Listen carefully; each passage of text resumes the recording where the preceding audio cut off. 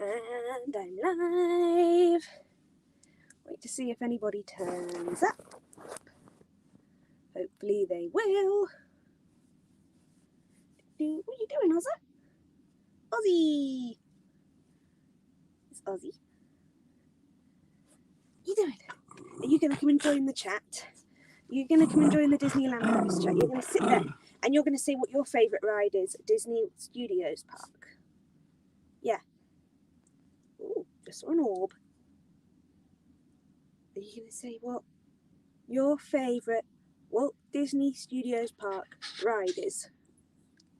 No? Oh, well, this is just absolutely lovely. Let's just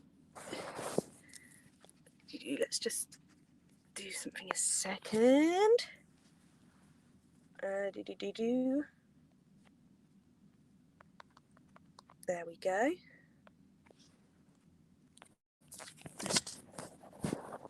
There, we're done. Hi. Sorry if the camera's just gone weird. I was just messaging someone. Welcome to my stream for today. Today I'm going to be talking about all things Walt Disney Studios Park at Disneyland Paris. Drop a comment in the chat if you'd like to speak about anything. I hope the camera hasn't gone weird for all of you guys. Well, the two of you that are watching. Because it's, yeah, I was just messaging someone there.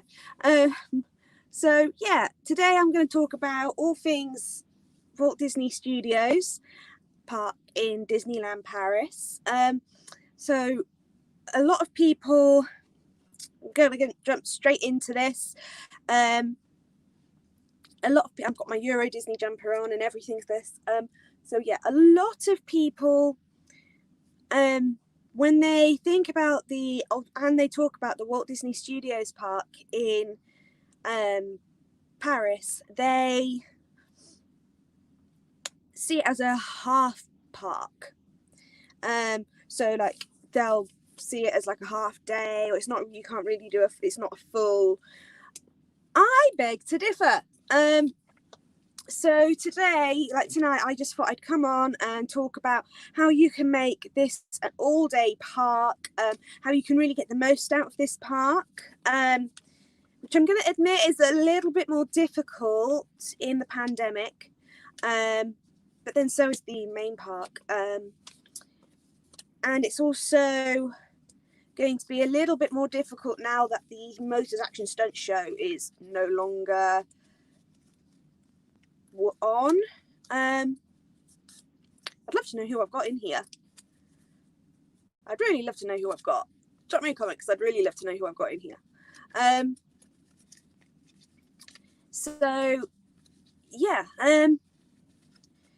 Walt Disney Studios Park, like I said, you can make it an all-day park. The best way to do this is to literally do everything that the park has to offer, and this is doable. This is very doable in one day. I have done it. I have done it with other people to show them how they can do it, and then they have gone on to hi welcome in. Sorry, I don't know if there's a delay. There's probably a delay between me speaking and your comments showing up to me. So Miriam, your comment, I've just seen it. So chances are there's a big delay there. I know that in other people's streams, it's like a 30-second delay. So yeah. So the Walt Disney, are you looking at us? The Walt Disney Studios Park,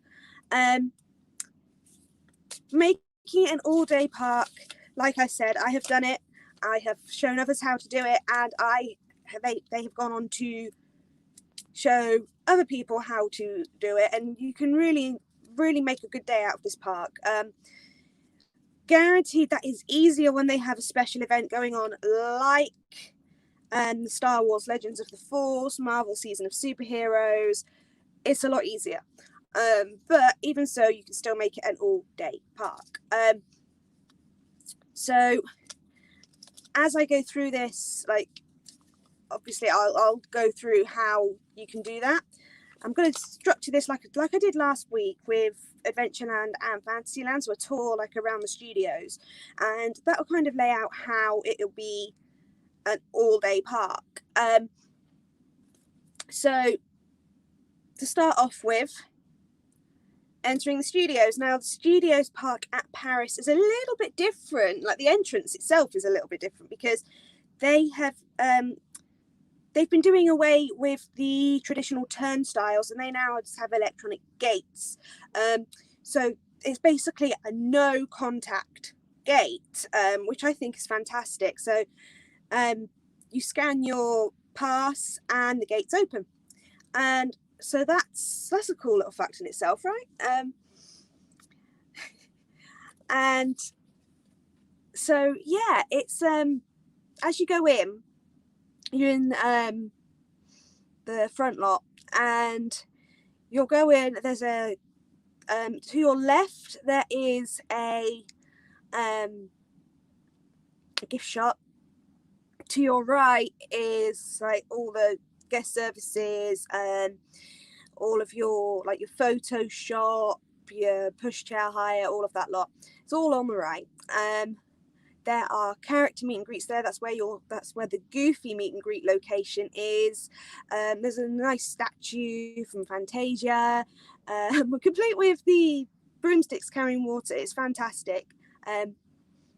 Last time I was there, obviously just before COVID, that was all closed off because they were resurfacing the pavement and everything. So yeah, that's all done now. But obviously when that was up, it looked like a really closed in space, but now it's just a nice big open space. What I will say is, when you go in here, you're going to have to be prepared, because if you thought you could get into the studios and just go straight to where you want to go without having to go through any bottlenecks or anything, you can't in Paris. There is a building called Studio One, and this building called Studio One is basically the entrance of Walt Disney Studios Park in Paris. You go in and you go into Studio One. It's literally the only way to get to what's actually in the park. So Studios One, it's set up like a studio. It's like a studio building, proper classical looking studio building with the dome shape, and pardon me. So inside, I particularly like this, especially in the winter, because in the winter, when it's absolutely freezing, Studio One, it is so warm in there. So yeah, it's just a welcome.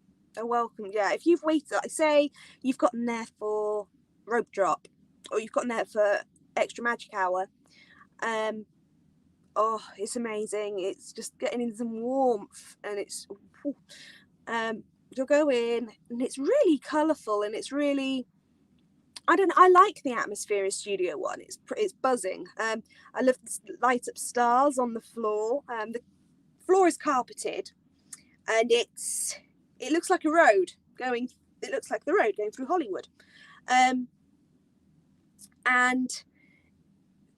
there's stars that light up the floor, and these stars move. Some of them are big, some of them are small, and yeah. To your left, as you're going through Studio One, again, you've got another huge gift shop. And this includes like a Pandora jewelry shop,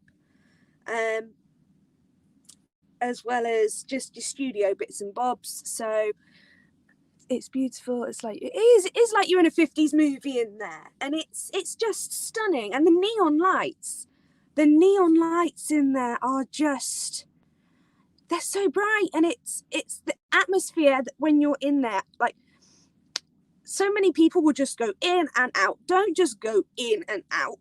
Go in, take a look around in there. Like, you'll find loads of hidden stuff in there. Look up. There's loads of stuff to see. And I know for a fact that whilst the park has been, like, when the park reopened after the pandemic, like before it closed again. In Studio One was one of the character photo ops. If you looked upstairs at Restaurant Uncle Lease, which is on your right as you're walking towards into the park, they had characters up there. So that was one of the meet and greet areas. One of the photo op areas was up there. And mentioning Restaurant Uncle Lease, this is at the moment your only quick service location. If you actually like, you're only inside, like going in somewhere, quick service location in the studios, because obviously where everything else was, they've closed because they're building Avengers Campus and Frozen Land. We've had a bit of a snag with Galaxy's Edge and Star Wars. It looks as though it's not going to happen. So, yeah, that news broke this week. I can't, don't believe me fully on that one. Take it with a pinch of salt, because as far as I'm aware, it's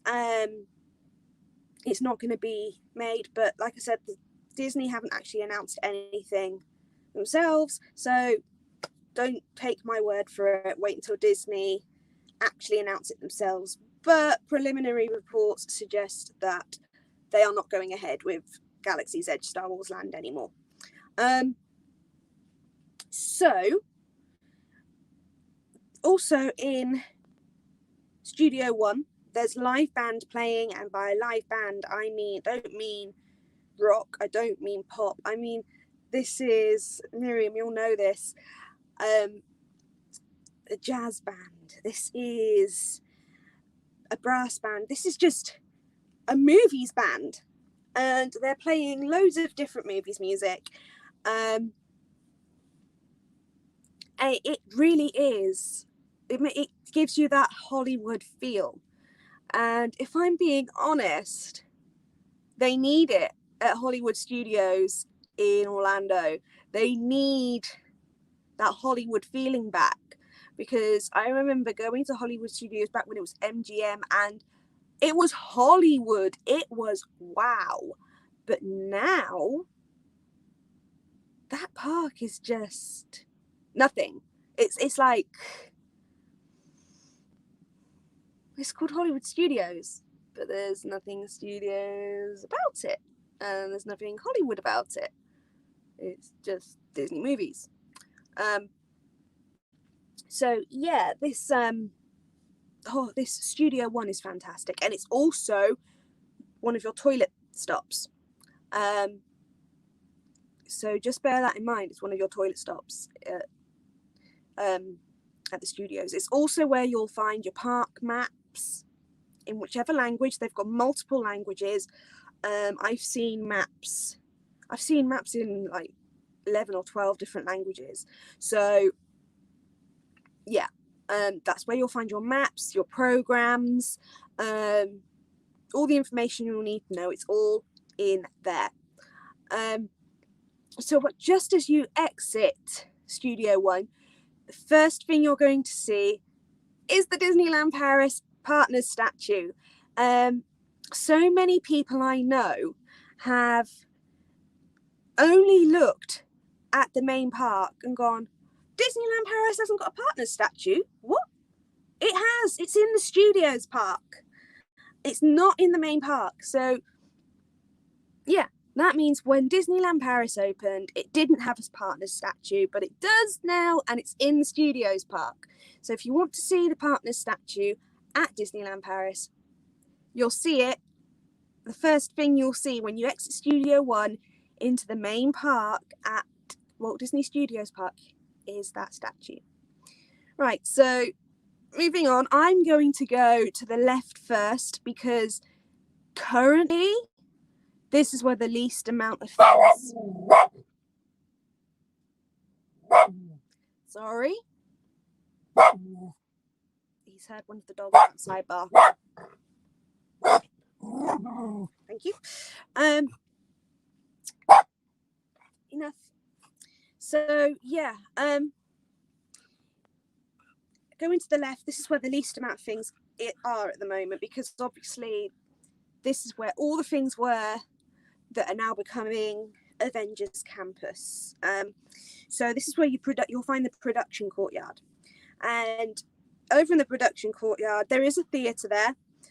Now this is the theatre that will house Superheroes United during the as tram tour is gone. Does this mean that Hollywood sign?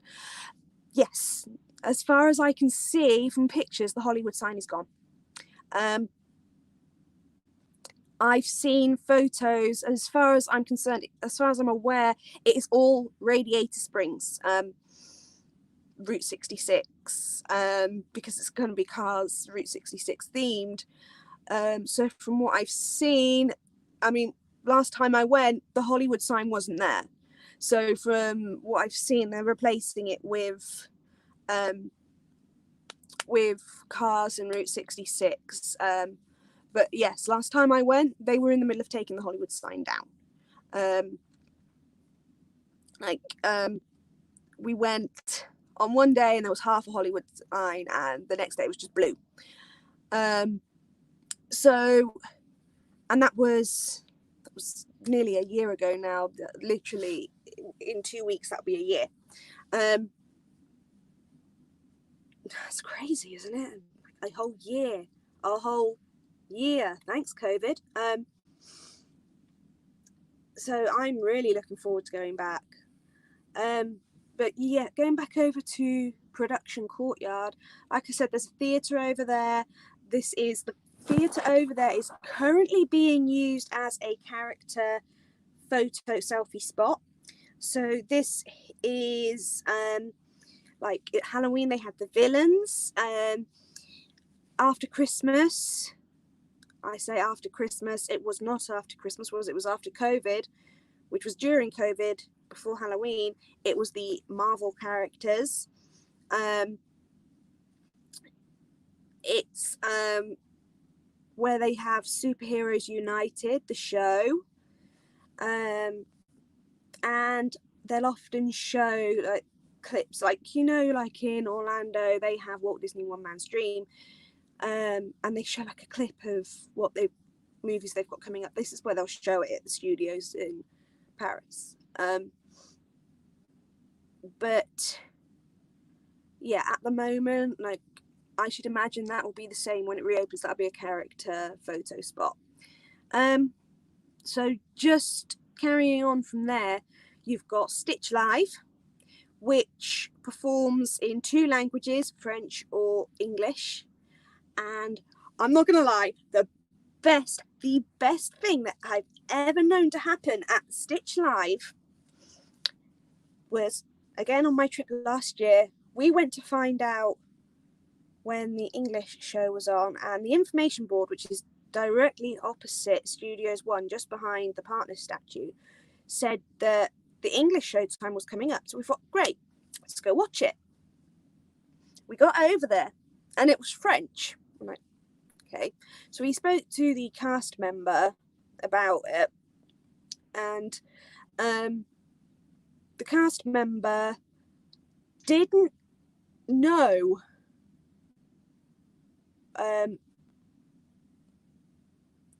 there was an information board. We mentioned the information board. She said, what information board? We said, the one over there. She goes, there's not an information board over there. And we said, yes, there is. It's been there forever. So she said, show me. And we took her over to the information board, and she actually said, oh, I didn't know this was here. Huh? You work at Disneyland in the studios on Stitch Live, and you didn't know there's an information board with your show times and languages on? How? But anyway, yeah, so turned out the information board was wrong, and we ended up not watching Stitch Live. Next door to Stitch Live, that used to be Playhouse Disney Live on Stage, Disney Junior Live on Stage. It's becoming another Disney Junior themed show, so that's gonna, yeah, exactly. How can you not know? It's so laughable, like, mind blown. How can you not know? So yeah, That's your Disney Junior stage as well. And again, that's shown in different languages. That's shown in French or English.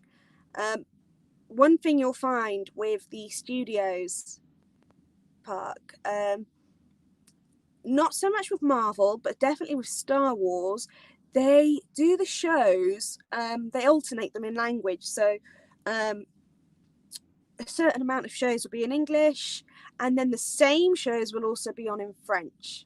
They alternate between languages, and I have to say,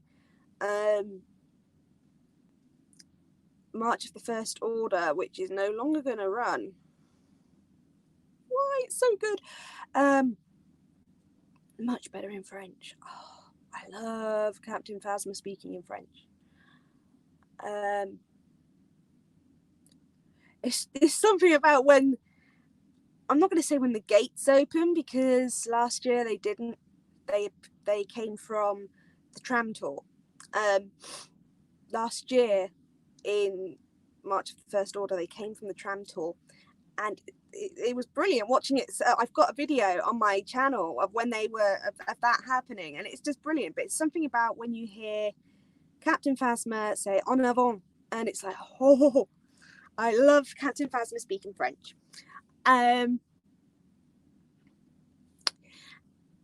She just seems more stern, I guess you could say, more strict.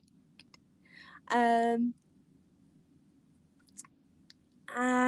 yeah,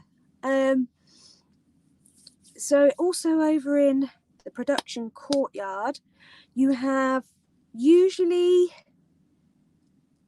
I don't know if they would, I don't think this, yeah, I think they did do character meet and greet or selfie spot over in this area.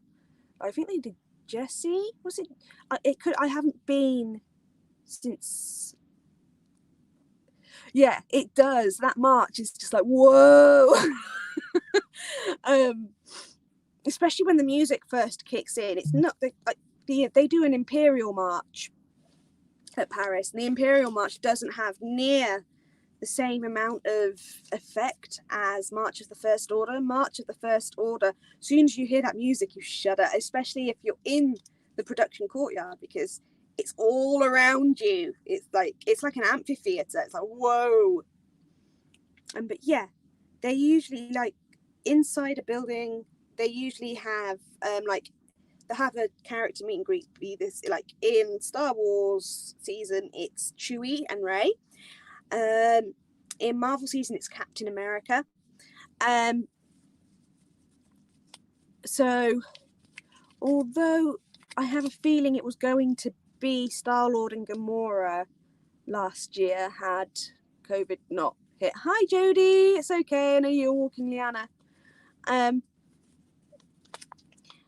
So yeah, I think that was going to be Star-Lord and Gamora before COVID hit, rather than Captain America this year. Could be wrong. We'll never know. We'll never know. Not unless they do it again. But in this courtyard, the production courtyard, like in the outside, there's actually a selection of outdoor stages. So the main stage is like just in front of the Tower of Terror, and it's huge. And you've got two smaller stages either side of it. And then right at the back, which is over by Stitch Live, you've got another smaller stage. And they incorporate all of these stages into pretty much all of their performances, apart from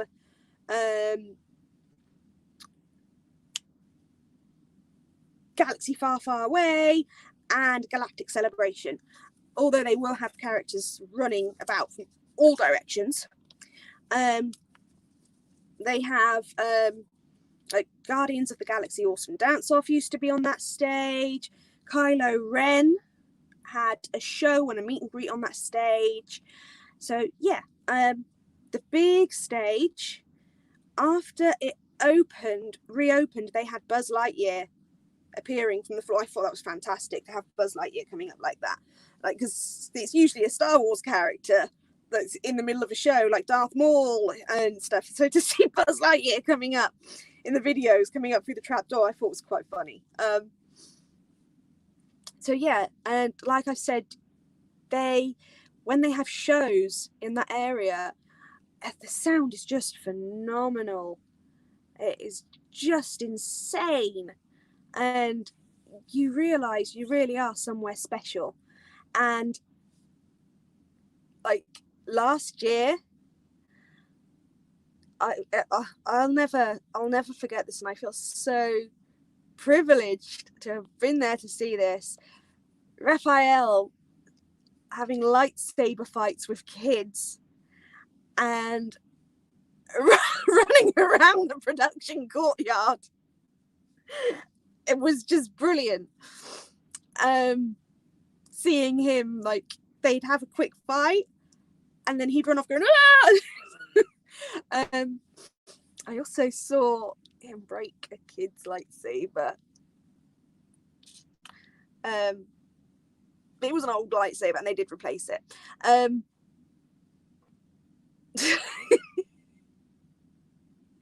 was brilliant.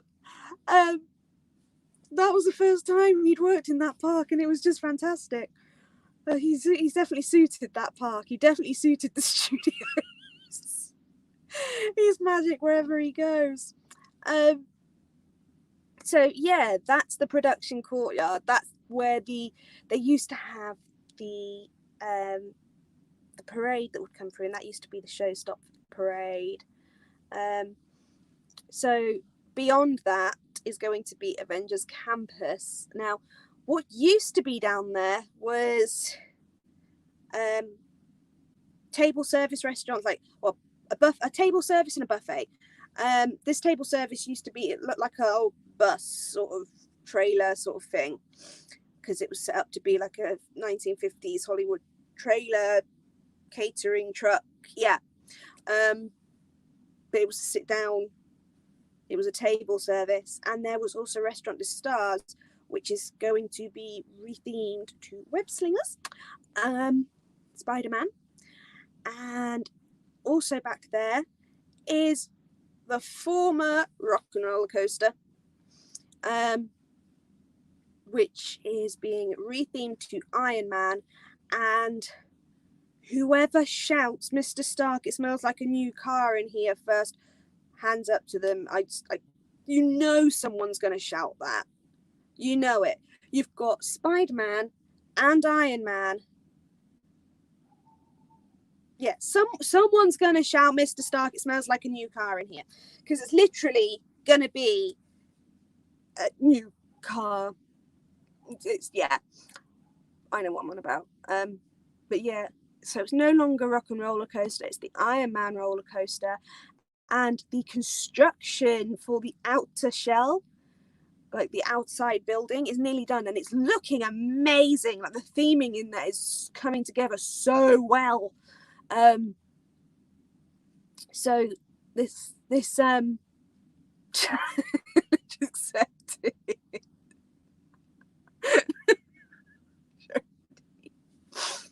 But yeah, does that mean you're gonna try and be the first to shout, "Mr. Stark, it smells like a new car in here, Jodie"?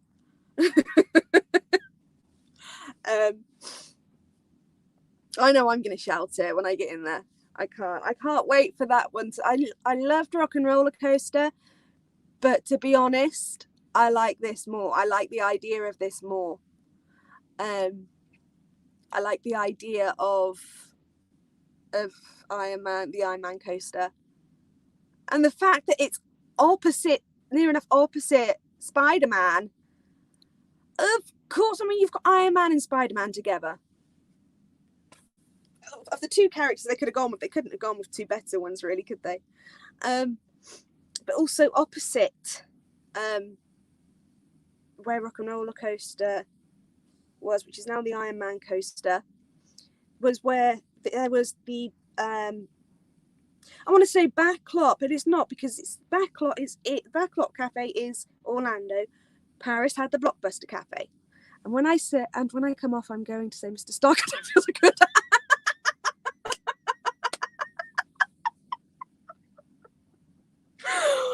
I don't know, Jodie. Maybe we're gonna hear that anyway. Do you think we could? Like, we get into into the onload bay, and you hear Tom Holland's voice say, "Mr. Stark, it smells like a new car in here." And then when you get to offload, it says, "Mr. Stark, I don't feel so good."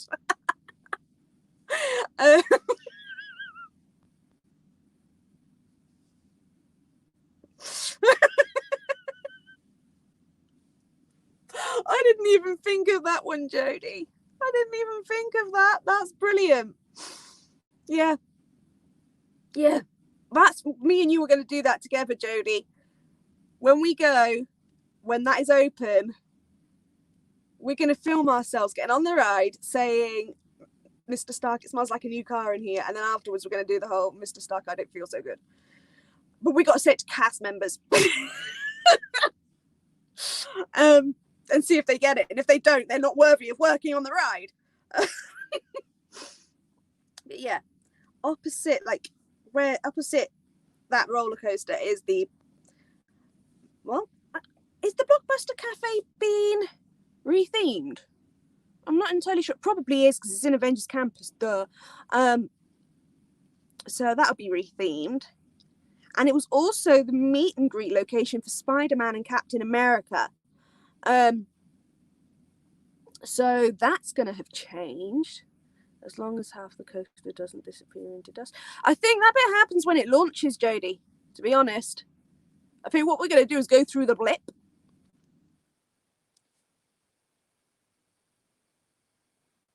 Sorry, our ringmaster and his wife are in the shed and they had the heater going. And it just stopped and it made me think, what? So, yeah, I think we may as well we're going into the blip. We're going into the blip.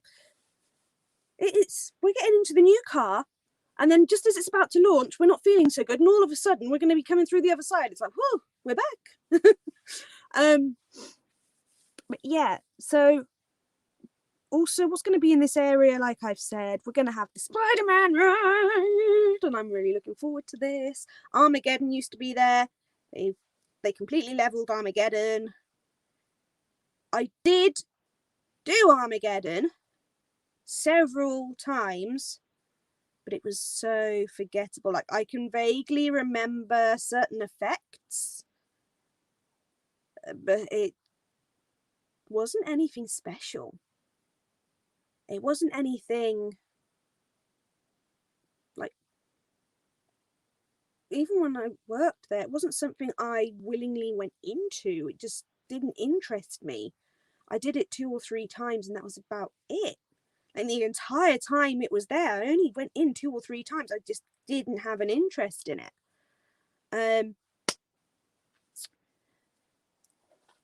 And so, yeah, I'm glad it's gone. I'm glad we've got Spider-Man coming in. Now, this area is actually, it was supposed to be open this year. It's now been pushed back to 2022.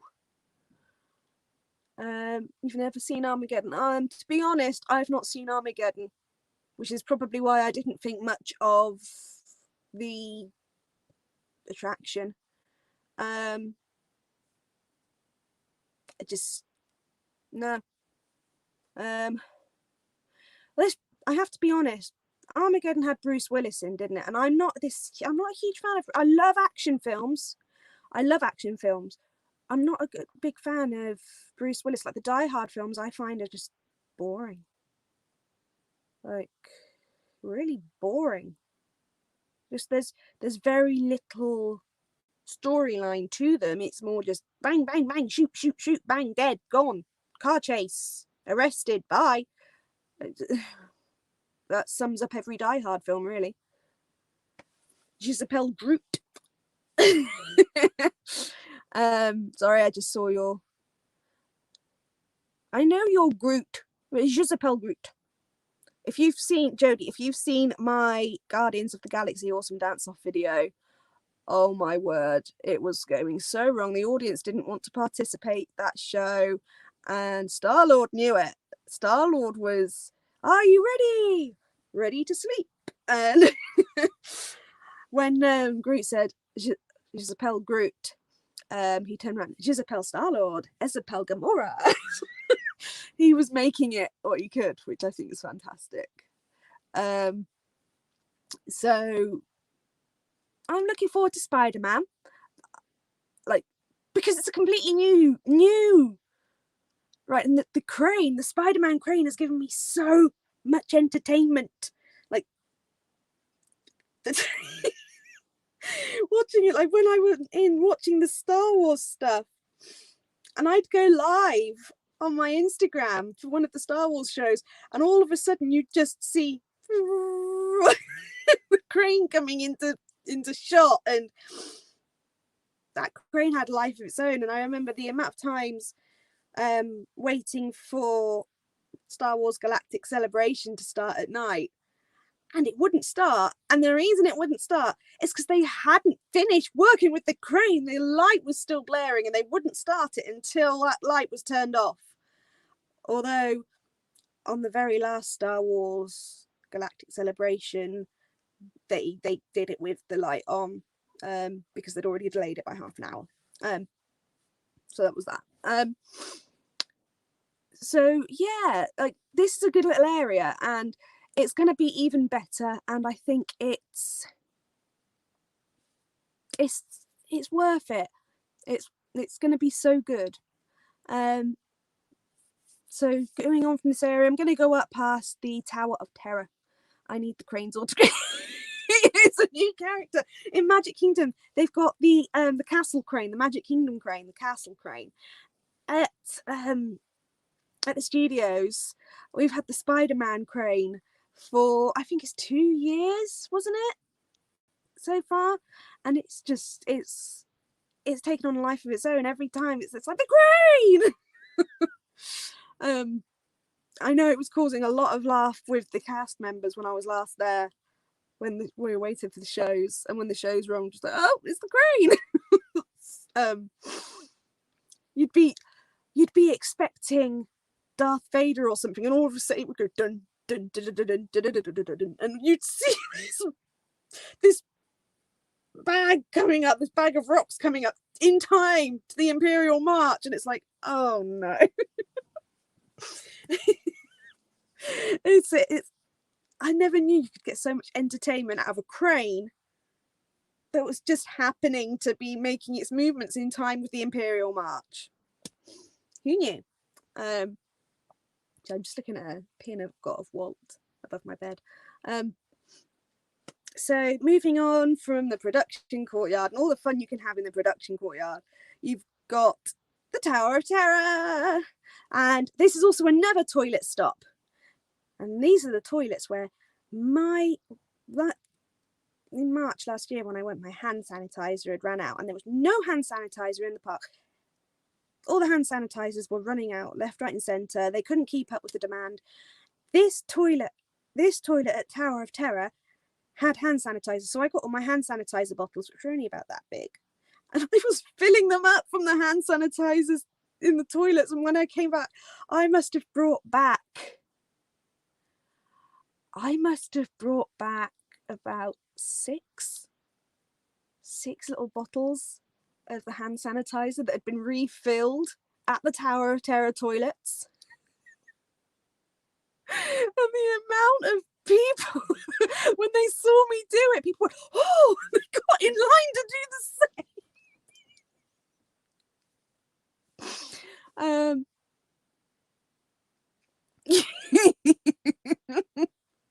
Oh, Jodie, Tower of Terror is not that bad. Well, it can be. It depends which scenario you get, because brings me on to my next subject. The Tower of Terror in Paris has multiple scenarios. So multiple scenes play out. The different characters will lead you through. Supposedly. I have gotten the little girl every single time. Apparently it depends which elevator you go in. No, I've just gotten the little girl every single time. So I've been really unlucky and they've switched the little girl from one elevator to the other, or they've only got the little girl. But yeah, I've had the little girl every single time, and 7 drops the little girl's got. 7. Other people will say it's less, but me and the girl I went with last year in March, we counted 7 drops. They're not all big drops, guaranteed, but we counted 7 drops. Just when you think it's over, it goes again. We went on. There was a family. There was this little boy, and he was really young, and his dad forced him on. His dad told him, "You'll love it." He didn't. He hated it. Or it's haunted and the little girl is invading the others. Yeah, she probably is. But yeah, Miriam, it's supposed to have different scenarios for the different characters. Like the little girls, she doesn't speak French, she speaks English. I don't know if any of the other characters speak French, but the little girl is in English. And it's very much, I told you, don't go in there. And it's quite creepy. Like, you come up and the screen it flashes on in front of you, and you see her skipping around, la la la la la. Don't look behind you and stuff like that. It's really creepy. But it's really well done, and I love that ride. Just purely because it's it's so fun. It's just the silliness that goes on in there. Also, with the Tower of Terror, it's going to scare Carly even more. Yeah, the little girl scenario is quite something. I wanted to film in there, but you're not allowed to film or take photos in the Tower of Terror, mainly because of the gravity loss. Because when you're being, like, the Tower of Terror isn't actually a drop tower, it's a pull tower. You're being pulled from beneath. You're not being dropped, you're being pulled. So the loss of gravity is greater, because it's more sudden. So it's, rather than a mechanism pulling you up and just dropping you, and then the brakes slamming on, like the way the parachute drop does and other drop towers do, no, that's not how this one works. This one is, it's a pull. So you're here and the mechanism underneath pulls you down. So you can probably imagine it's a bit more intense than a drop tower.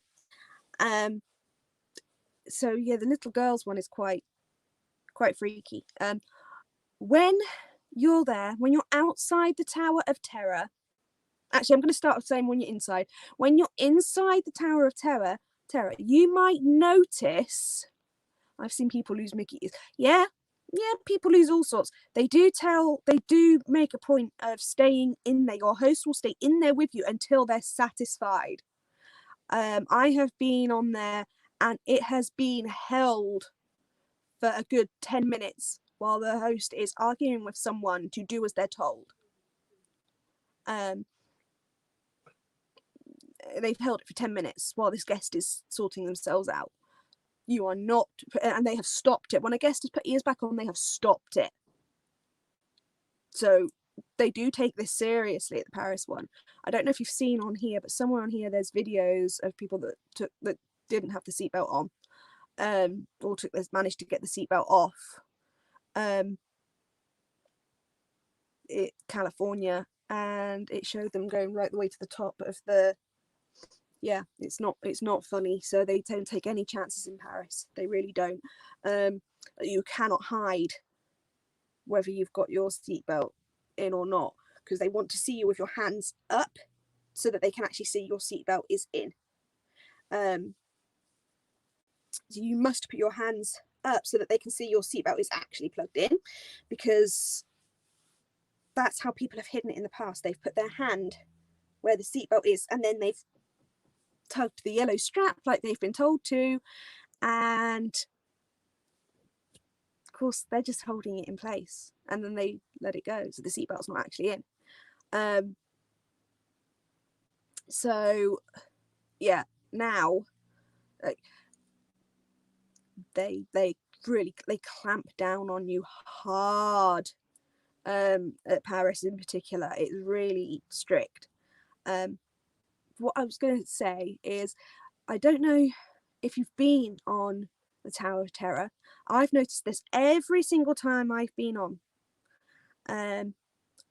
It never used to be like this, but every single time I've been on in recent years, I've noticed that the host you're met with in the library, so you go into the library, they play that the TV screen, which is played in both English and French.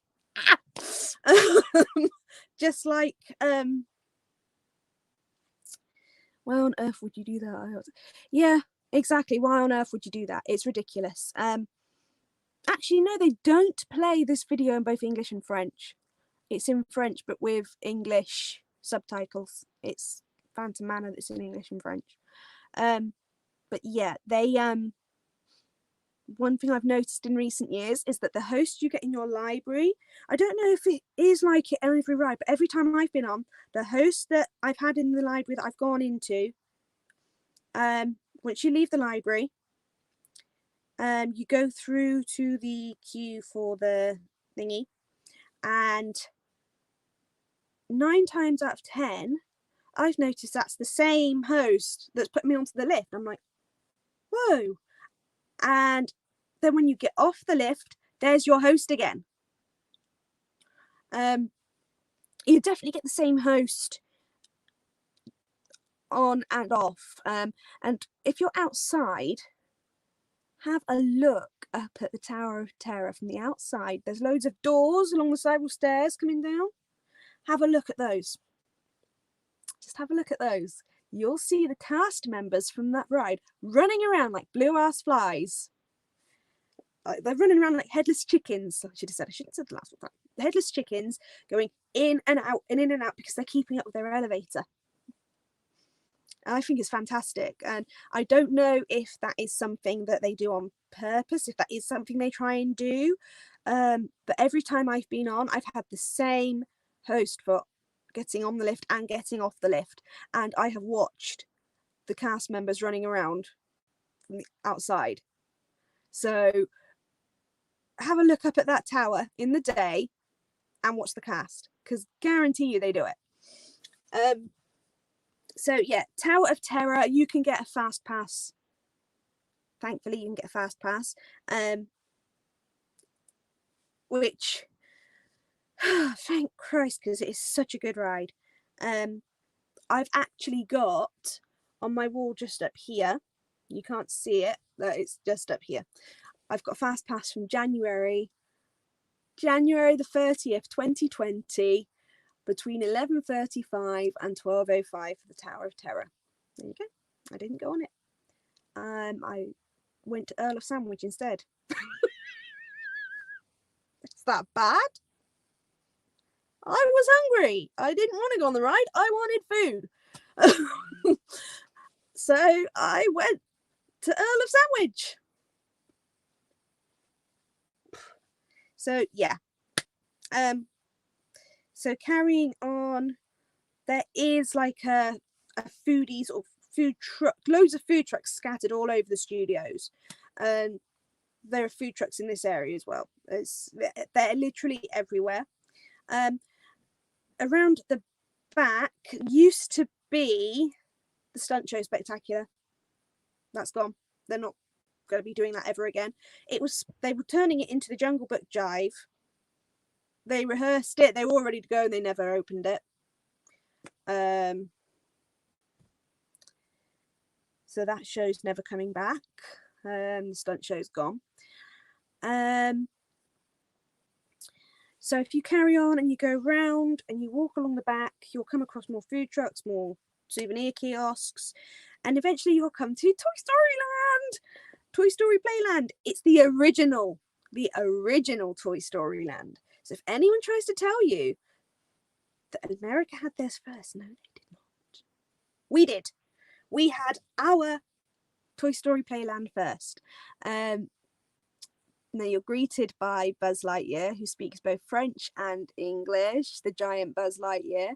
And I was filming last year when I was there with Jay. I was filming us walking up towards there from the other direction, and I was just filming it. And I said, "Hi, Buzz," and he spoke in English. I did not plan that. I was just like, that's just the best. He's just greeted me he's welcomed me into Andy's backyard, you know. So in this particular Toy Story Playland, it's very small, but the theming is exactly the same as what you see in Hollywood studios. You've got the Connects fences, Andy's footprints on the floor, so giant footprints, the fairy lights hanging. It's everything. You've been shrunk down to the size of a toy. Everything is huge. So the rides that we've got in the Toy Story Playland in Paris are Slinky Dog Zigzag Spin, which is I've never seen it have more than a 15-minute wait. I did when it first opened. I've never seen it have more than a 15-minute wait now. And there's a reason for that, because it's good for little kids, although Jay was terrified of it. He didn't like it. But yeah, Zigzag Spin. It's cute though. It is cute to go on that Slinky Dog. It's cute. And it's cute to get a video of it. So Slinky Dog, Zigzag Spin. You've got the Toy Soldiers Parachute Drop, which is fantastic. I highly suggest doing the Toy Soldiers Parachute Drop. Now, Toy Soldiers Parachute Drop. So I've just had a message. Okay. Toy Soldiers Parachute Drop does single rider. They do have a single rider line. Tower of Terror does not. Toy Soldiers Parachute Drop does. And RC Race. I haven't come to that ride yet, Jodie. Shh. Toy Soldiers Parachute Drop. And the reason this is my favourite ride in Toy Story Playland is because when you're up there, the view is second to none. It's amazing. And it holds you up there. Like, depending on where you're viewing, you can have a really good view of Avengers Campus being built. You can have a good view of Disneyland Paris in total. You can see backstage, and that one of the buildings has got a lot of graffiti on, but it's all Disney themed graffiti, which I think is fantastic. You can see just for miles, and it's just fantastic. And you can film on this one. You can film on Toy Soldiers Parachute Drop. I think the way that they make sure people are seated is really good. They've got boards, and they'll tick off. You go to the number they tell you to go to, and they tick off the amount of people that they've got on there. Solves, considering the amount of different languages they've got going through, that just solves so much problems. It just solves it. So yeah, Toy Soldiers Parachute Drop is, go on it just for the view. It's amazing. And it's a much slower drop, obviously, than the Tower of Terror, because the Tower of Terror isn't a drop, it's a pull. But the Toy Soldiers Parachute Drop is a drop, and it's a very slow drop. The kids love it. And depending on which gondola you're sitting in, you're going to have a spectacular view. Okay, there are a couple that don't have spectacular views. But 9 times out of 10, you're going to get a spectacular view. Now on to RC Racer, which Jodie has just said is her favourite ride in Toy Story Playland. Last year when I went in March, I'm not going to lie, that's the one we went on most in the studios. Just it wasn't busy. It wasn't busy because COVID. So we just kept going on. But yeah, this ride, it has a single riders line.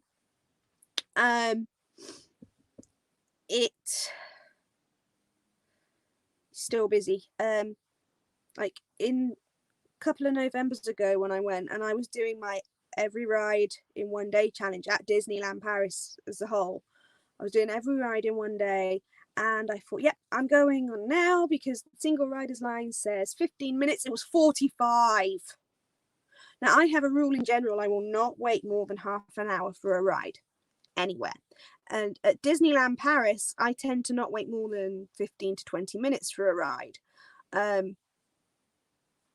Purely because if it's any more than that, I know it's a busy day, and I know that they're going to be moving very slowly through the queue. I'm someone who's seen, ouch. Like, I'm someone who's seen, you'll have seen this as well, guys, the queue system for Pirates over in the main park, the bit that's outside, and you go walk through, you think, no one ever stands in this. I've seen that full. So, like, I know how to judge the queue times, like, advertised and what they actually are. So no, I don't wait anything more than 15 to 20 minutes in Disneyland Paris, because if a wait time says anything more than that, I can guarantee you it's longer than what's on the board. If it's 20 minutes or less, chances are you're not even going to be waiting 20 minutes. But if it's anything more than that, you're going to be waiting at least half an hour, and it's just not worth it. You're going to be missing out on your day. So yeah. RC Racer, 45-minute wait for a single rider. Great. This is a fun ride, especially if you're not holding on. If you're not holding on, it's a very fun ride. And especially if you're sat in the front of the car, because when you go backwards and you're there like, what? You know? I'm getting to crush in a bit, Miriam. Yeah, I'm getting to crush in a bit. So yeah, RC Racer. Yeah, that's one that it can get really busy, so just watch it. Your best bet for it is first thing in the morning or last thing. Now, also at the back of the park is the Paris Ratatouille area, where we have our lovely Ratatouille ride, the original Ratatouille. And I've been on this. Don't worry about the spoiler alert, it's fine. Right, so Ratatouille works. I've been on it both 3D and 2D, and it works in both. It works just as good in 2D as it does in 3D, purely because the screens are so huge. But I would say this is more of a 4D experience, in all honesty, because you've got the glasses on, yes, you're seeing things around you. You're also getting squirted. You're getting the smells. You're getting the wind. You're getting the feeling. I'd say this is a 4D experience. So, yeah, Ratatouille is amazing. As a ride, it's trackless, and trackless rides, like in Disney history, they've had so many issues with trackless rides before. I think this was the first one that really, really succeeded. Obviously now they're ready to open it, near enough ready to open it in France, in Epcot. So yeah, it's amazing. Like, Ratatouille is just, I never went in Honey, I Shrunk the Audience, Jodie. I'm sorry, I never liked Honey, I Shrunk the Kids, so I didn't bother with Honey, I Shrunk the Audience. I just couldn't stand it. So I just didn't bother with it. But yeah, Ratatouille works without the 3D effect and with the 3D effect. And it's trackless and it's perfect. The little Remy and Emile cars are just so cute, and the way they work and synchronized, I love it. I love the onload and offload bay. And I love the theming throughout it from the second you're in the area. And outside the ride as well, over there you've got Bistro Chez Remy, which is the only table service currently in the studios. There will be more, but right now this is the only one. What on earth is going on outside? Never mind, circus life.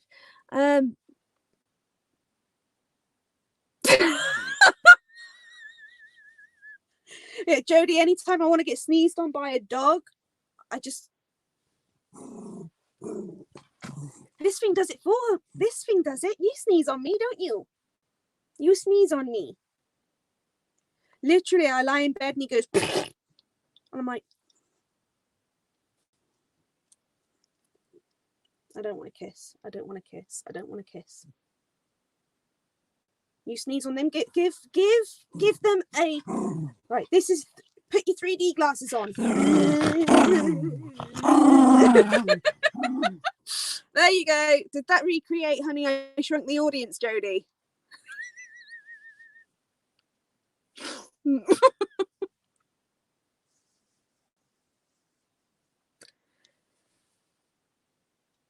Shall I recreate it again? Ready? You're going to recreate Honey, I Shrunk the Audience. Or you're going to say, oh, no, no. Oh, no, no.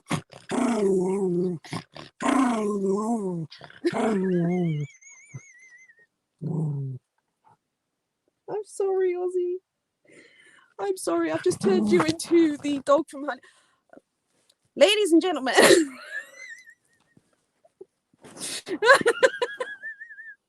Censored. I'm so sorry.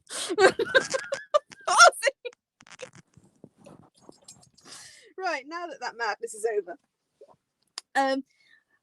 The France area, Ratatouille. Sorry, I've lost it.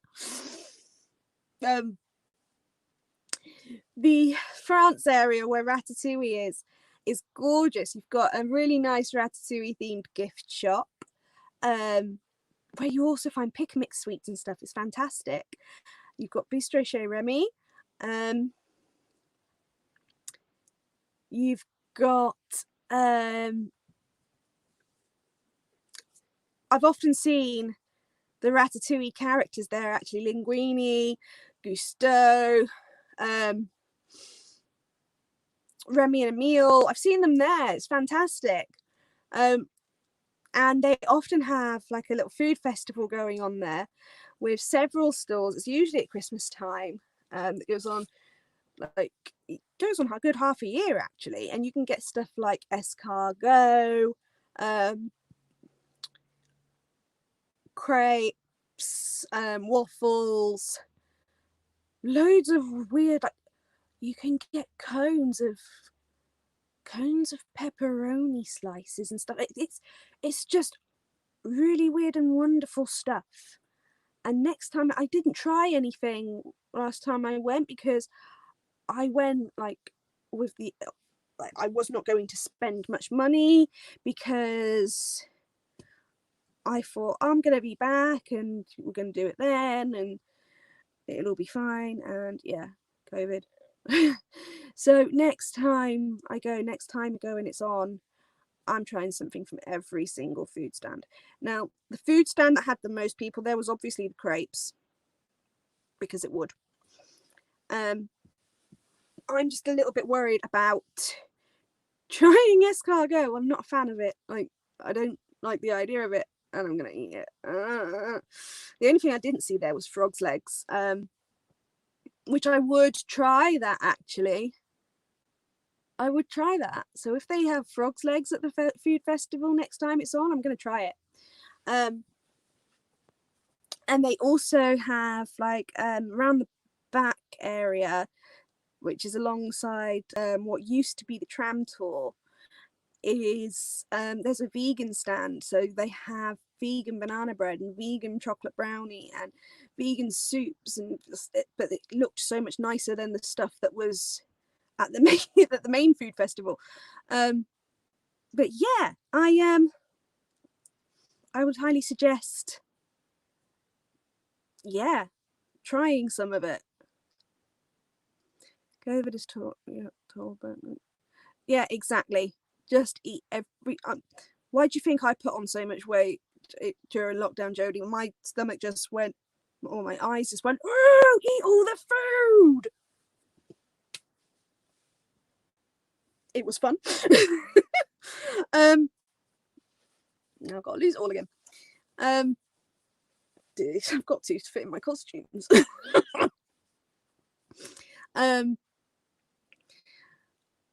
But yeah, so in all, that little France area, you can get lost in there for quite a while, actually. But yeah, coming down from there, we're going to come back towards the front of the park now. Coming along, there is a character meet and greet section. So usually in this little space, they call it the Toon Studio. You'll usually find Buzz Lightyear and either Mickey, Minnie, or Pluto. And opposite there is a little bit of Radiator Springs. It's Luigi and Guido's place, and there is a Cars ride there. It's a little bit of a spinny one. It can get quite violent, actually, you know. And I know people that have been on there, and the cars have actually bumped into each other. Hi, Kay. That's okay. I'm just glad you could be here. Good boy, Oz. But yeah, so the Cars ride there is, and they won't let kids on without parents if they're under a certain height, which is really good. But the Cars ride there can get quite violent. I have heard stories of the cars bumping into each other, which they're not supposed to do, but I have heard it. And in saying that, though, it could be that people have mistaken the sound, because the cars switch tracks. They switch roundabouts that they're on, and that could be what they're hearing. They could be hearing the dunk of them switching the turntable that they're on, and think that that's them hitting each other, when it's not. So it could just be that they're hearing the cars switch turntable. It is a fun ride. It's a fun little ride. Jay used to love that ride when he was younger, and we went on it last, like 2019, when he last went. Again, COVID, he didn't get a chance to go in 2020. So yeah, he still loved it. He was 11 when I last took him to Disneyland Paris, and he still loved it. He's nearly 13 now. He'll be 13 when he next goes, and he's taller than me, and he'll still love it. So yeah, it's a good little ride. And opposite that ride, here we go, Miriam. No more spoiler alerts. We've gotten to Crush Coaster. We've gotten to Crush Coaster. So Crush Coaster, I'm not a fan. I don't like spinning things too much. I can just about handle certain ones. If I'm forced to go on the waltzers, I will go on them. Usually that's when there's a little kid with me, or there's a Jaden with me. And yeah, Crush Coaster, if you've ever been to Alton Towers or Chesington and you've been on Spinball or Dragon's Fury, you've been on Crush. Just saying, you've been on it. That is all the ride is. It's just all the stuff that goes on around you that's different. And just, I'm sorry, but the wait time for Crush is ridiculous. Now, you used to be able to get a fast pass for Crush. They did away with it. They put a single riders line in, and I just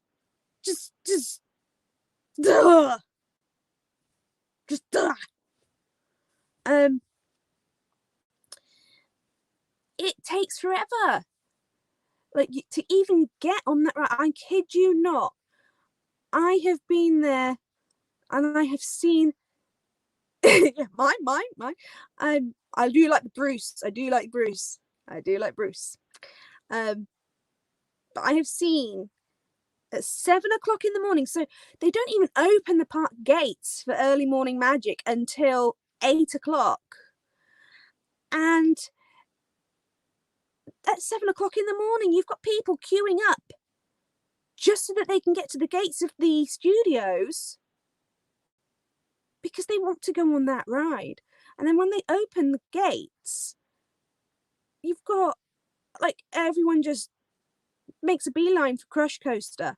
So even with early morning magic, Crush Coaster is like, within 5 minutes of the gates opening, Crush Coaster's queue is already at 80 minutes long. What the heck? Like, just why? Why, people? Why? Why did you take away the fast pass? Why? You just created a monster. Because now you've just got people going, oh, it's too busy. I've got to go first thing in the morning. And it's busy from the get-go. And then you get a load of people that it just, and the wait time is often wrong. So the amount of times on the app I've seen it say that it's got a 15-minute wait. And I'm like, oh, we must go now. And we get there and it says 85 minutes. I'm like, your app is wrong. Or we get there and I kid you not, and this really got me. I was so annoyed. I saw a 35-minute wait in early morning magic when I was there with Jay. We're like, we're getting on, we're going, because that's the shortest I've ever seen it. Just as we walked in, me and Jay stopped and I was like, we stopped at our place in the queue and I went, this isn't a 35-minute wait. This is over an hour. And everyone around me is looking around as well as if to say, this isn't right. That. And I went back, Jay waited, I went back and I looked up. Sure enough, it said 95-minute wait. So I came back to Jay, I said, we're not waiting 95 minutes. And people around went, 95? That's 95. They've literally just changed it as we went into the queue line. So we didn't do it. It's worth half an hour. I wouldn't wait more than half an hour. You're wasting your day. But it is a good ride. Don't get me wrong. It's a brilliant ride, like effects wise. But I just that queue. They need to put Fast Pass back in. It's ridiculous not having a Fast Pass system for that ride. Because like I said, now that they've taken away Fast Pass, everyone's getting there at stupid o'clock in the morning, and then as soon as they open the gates, they don't even walk to the ride. They stampede. And why? You don't need to stampede over the Crush Coaster. Give people a chance. I understand some people it's their first time there and they're never going to go back and they're only there for 2-3 days. But still, seriously, like, they need to do something. They do need to do something. They really do. And this is what I think that something should be. Next door to that ride is the flying carpets over Agrabah. Now, this is, in my opinion, Miriam, Jodie, I don't know if you agree, that whole area of the Studios Park is, we'll put that there, we'll put that there, none of it matches, none of it goes together. It's all just plonk, plonk, plonk, plonk in that little area of the studios. Remove the flying carpets from that area. Take them over to Adventureland in the main park. And then maybe they understood Crush. yeah. It's called Crush Coaster because you have to go through a crush to get to it. take away, what I would do to combat this, I would move the flying carpets over Agrabah. Actually, in all honesty, the flying carpets over Agrabah is never busy. That used to have a fast pass line, and it did used to need it. It doesn't anymore. The maximum wait I've ever seen on that, even on really busy days, 20 minutes. Take that ride, either get rid of it altogether or put it over in Adventureland. I guarantee you, if it was in Adventureland, that ride would be a lot more popular. Put it over in Adventureland. And then extend the Crush queue line out that way and introduce Fast Pass back in. I'm just, introduce Fast Pass back in, because that way you can have 3 queue lines for Crush. You can have the main standby line, you can have a Fast Pass line, and you can have your single rider line. And that would alleviate the queuing situation with Crush Coaster, and it would make it a much more retheme that entire area to Finding Nemo and Finding Dory. We're going to get where the tram tour used to be. We're getting a Route 66 cars ride, right? So incorporate that with the cars ride. Keep that side of it cars themed. Keep this side of it Finding Nemo and Dory themed. Take away the flying carpets over Agrabah. They used to have Genie's voice doing the directing. They don't even have that anymore. It's just, yeah. Put the flying. There's an Agrabah in Adventureland. Agrabah is actually in Adventureland. Put it in Adventureland like it is in Orlando. Put that ride over there. The ride will be much more popular than what it currently is.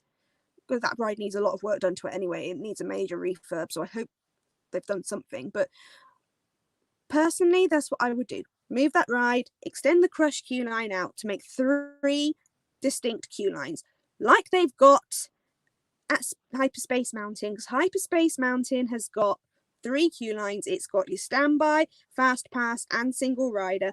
You can do it. You can do it at Crush. So why don't they? Turn that into, bring back Fast Pass, because something needs to be done about that queue line. It's ridiculous. Like, it's 85 minutes from the second the gates open to the second the gates close. If you want to go on that ride, you've got no choice but to either be the very first person there and give yourself an asthma attack running to the ride, or be the very last person in that ride. Literally 5 minutes before it's due to close, get in the queue. It's your only choice. It's your only choice, because otherwise you're wasting your day. So when I next go there to do my next every ride in one day challenge, it's going to be the last ride I do. I am getting into the queue line for Crush Coaster 5 minutes before park close. Park close isn't actually park close. That's what time the rides close. So, like, the shops and that still be open on your way out. Yeah, the park is technically closed. They're just getting people out. But they're not going to kick you out of the queue line just because the park's closed. They're just not going to let anyone else in. So 5 minutes before, that's when I would join that queue. Because by the time you finished as well, the bus situation is going to be alleviated if you're staying off site. So yeah, do that ride. In my honest opinion, that ride is best at the end of the day. And move flying carpets to Adventureland. It's got no need to be in the studios. It's so out of place. It used to be good, now it's just really. I have seen Aladdin and Abu meeting outside of it. But take that over to Adventureland. Just move it. And the last couple of things. Now we're on the last couple of things in that park. The first one I'm going to say is Animagique Theatre, and I'm not entirely sure if this show will be coming back, but Mickey and the Magician. Oh, that is the best show I've seen at a Disney park that is not a special. Like Rhythms of the Pride Lands and all that, that's a special. Mickey and the Magician was just stunning, and it's the only place in all of Disneyland Paris where you're actually going to see a talking Mickey Mouse. Guaranteed he's speaking in French, yes, but he's understandable. The Magician speaks English, and he near enough repeats everything that Mickey says. It's very much like he sneezes. Mickey says, "A vous souhaitez," and he says, "Thank you." It's very obvious that a vous souhaitez is bless you, and that's my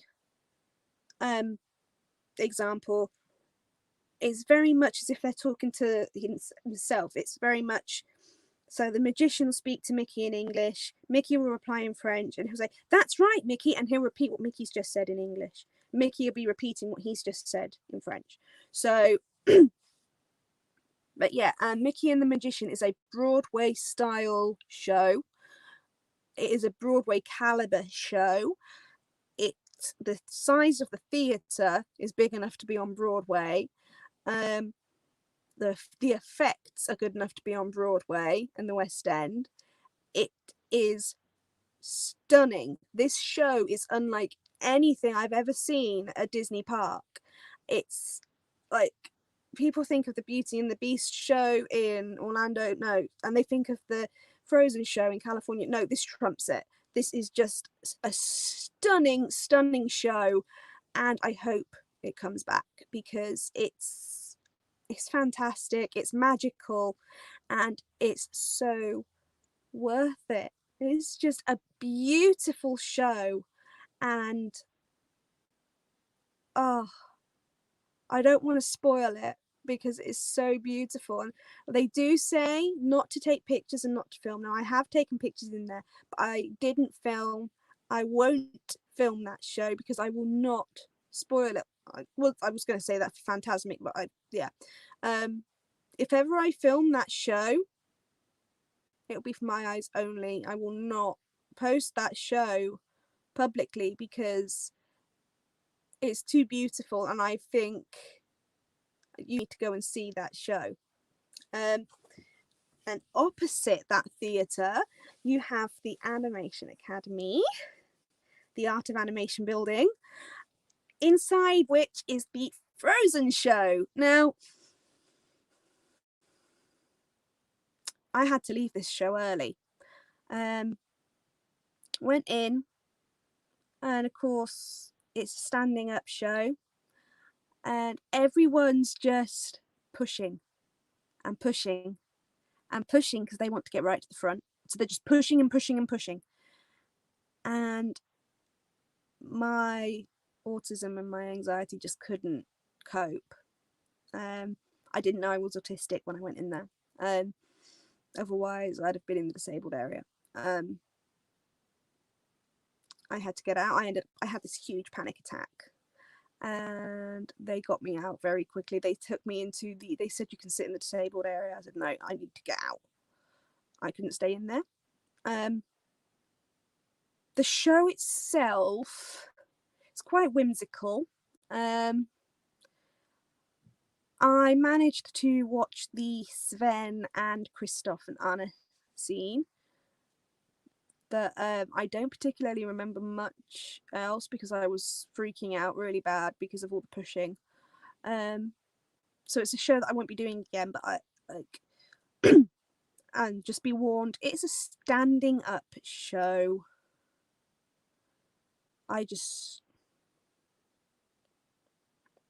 There's no need for it to be a stand-up show. Don't stand up in a show. Okay, I get that you're going to move from one auditorium to another, but you can sit down in both of those. Just saying, you can sit down in both. That's how it should be done. So yeah, I'd like to see that show in its entirety. Next time I go, I will be with the disabled people in that, because I'll have my green card because of my autism.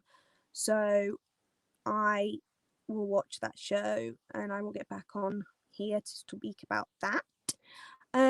Also in this building is the Animation Academy, where you can learn to animate a character. They'll teach you how to draw a character and bring it to life. Yeah, it is a terrible idea, and I would highly suggest going in to watch the first show of the day with that one, Jodie. But again, it's a bit like Crush Coaster. As soon as the park opens, people make a beeline for the queue system for that show. Why? Because they all want to be in the first one and get it over and done with. Which that's what you should do. Once you're in the queue for that one, they try and keep it moving as quickly as they can, which that's why they have 2 separate rooms, and they move you through, because that means they've constantly got the show constantly going. And yeah, but yeah, no, it's standing up in a show is not a good idea, and that's not a good idea. But also in that building, like I said, you've got the Animation Academy. You've got Meet Olaf. Your Olaf meet and greet is in this area. Now, usually for this one, you will need to reserve a spot with the Lime Bertie app. I have never been able to do this because like it books up, and I never fit in. I'm like, what the hell? Which is why you have to do it on the Lime Bertie app, so that the queue line doesn't get ridiculously long. So many people complain about having to book to meet characters at Disneyland Paris. I'm all for it. As someone who has been a cast member there, who has hung out with certain characters, I can say the Lime Bertie app is just one of the best ideas. People are going to disagree with me there, but I'm sorry. Speaking from experience, it's a good idea. It prevents the line from being too long. It ensures proper break times for characters. It is just, yeah. And if you don't want your picture taken, you can still see the character without getting in the queue. You can see your character from afar, which is nothing different to what's currently going on when it reopens with the whole selfie spot thing. So yeah, it's yeah. Just one thing to note: the Mickey and the Magician theatre and the Frozen theatre are currently meet and greet locations. They're selfie spot locations. So yeah, they're currently selfie spot locations. Hi Rob. I've been through the majority of the park now, but I'm still nowhere near finished. So also in the animation, like I've said, the Lime Bertie booking to meet the characters at Paris is just a lifesaver. It's from a cast member's point of view, from a character point of view, it's yeah. Also in this building there is a brilliant little thing. I don't know if you've seen this, Jodie and Miriam. There is a zoetrope, and it's a Toy Story themed zoetrope. If you hear Toy Story music in the Art of Animation Academy and you wonder where it's coming from the zoetrope. And I would highly suggest going into that little room and seeing that zoetrope, because it's brilliant. It's just so, wow. Although if you have epilepsy, don't go in there. Because it's got strobe lighting effects in there. But the zoetrope is fantastic, and I love that little zoetrope, and I go in there and I make a point of going in there to see it every single time. So yeah, right. So I've been through the entire park now. So now comes to the point where yeah, you need to go and see it, Miriam. It's fantastic. It shows you a sort of different way of animation. It's really good. So now that I've been through the entire park, I'm gonna tell you how you can turn this relatively small park into a full day. Now, so many people will say that this is like a half park, half a day park. No, you can really make the most of this park and make it a full day park and really enjoy it. So to do that, like I said, get there for early morning magic if you're staying on site, or if you're a pass holder, get there for early morning magic. The gates will open at 8 o'clock and they'll allow you onto the rides from 8:30. Like I've said before earlier on, 99% of the people there are going to stampede over to the Crush Coaster. So go in the other direction. Go over to Tower of Terror. Now, Tower of Terror, they will let people in batches. But like, remember what I said, Tower of Terror has a fast pass. So just bear that in mind. You have choices to make here. You go in the other direction, go to Tower of Terror, or, and this is what I would personally do, go to Toy Story Playland and the Ratatouille area. I would start off with Ratatouille. I would go and get on that.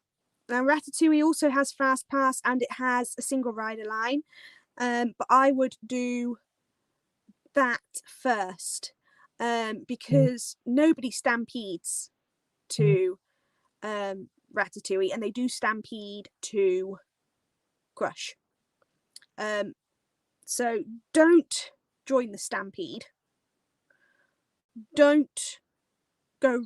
Hang on, I've got a cut here. Don't join the stampede and go to Crush. Do what I said. Do that one at the end of the day.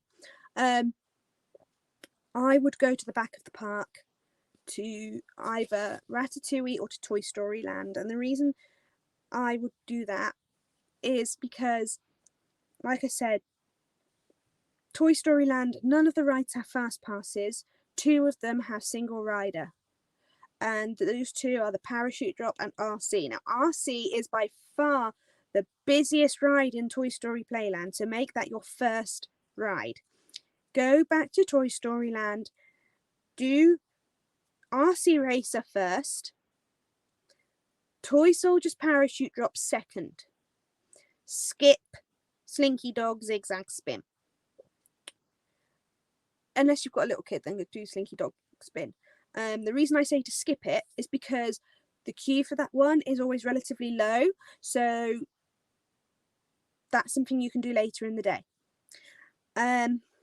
Do your Ratatouille ride, have a look in the Ratatouille gift shop. You've got Bistro Chez Remy there. That's your sit down place. I wouldn't, if you want to make this a whole day park, obviously don't go in there at 8 o'clock in the morning. It's ridiculous. It's not even going to be open. But yeah, check out all of that area. Take your time back there.